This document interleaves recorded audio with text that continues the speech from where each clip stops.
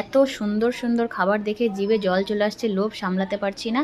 আর প্রত্যেকটা খাবার দেখো কাঁসার বাসনের মধ্যে সাজানো। আমরা বাঙালি, আমাদের আবেগও অনেকটা এই কাঁসা পিতলের মধ্যে মিশে থাকে। তো এত সুন্দর করে পরিবেশন করে এই খাবারটা খেতে আজকে চলে এসেছি বহরমপুরে।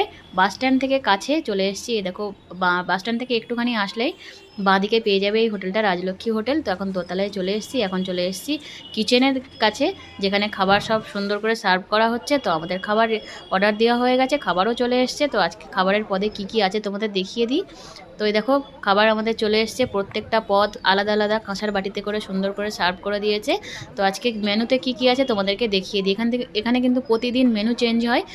তো আজকে কি রান্না হয়েছে, আজকে শাক হয়েছে, একটা বড়া হয়েছে, ঝুরি ঝুরি আলু ভাজা, ওখানে হয়েছে পাঁচ তরকারি, ডাল হয়েছে, আর হয়েছে শুক্তো। আর আমরা মাছ আলাদা করে অর্ডার দিয়ে দিয়েছি। আমি বাইরে গেলে সচরাচর মাছ মাংসটা একটু কম খাই। তো যাই হোক, মাছ আমরা একটা অর্ডার দিয়েছি, ওটা আমরা দুজন মিলে ভাগ করে খাবো। মাছের সাইজগুলো অনেক বড় বড় যেহেতু, সেজন্য একটা অর্ডার দিয়েছি। আমার মাছ খেতে ভালো লাগে না বাইরে গেলে। আর কিন্তু আছে দেখো পাঁপড়, চাটনি আছে, দই, মিষ্টি। এখানে কিন্তু দইটা খুব সুন্দর বানায়, মিষ্টিটাও দারুণ খেতে।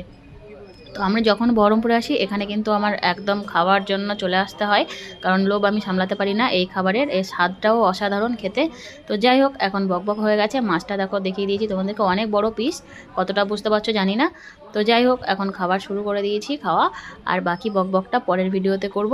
ভিডিওটা ভালো লাগলে অবশ্যই একটা লাইক কমেন্ট শেয়ার করে দিও, আর সাবস্ক্রাইব করতে অবশ্যই ভুলবে না। তো দেখা হচ্ছে পরে, সবাইকে টাটা।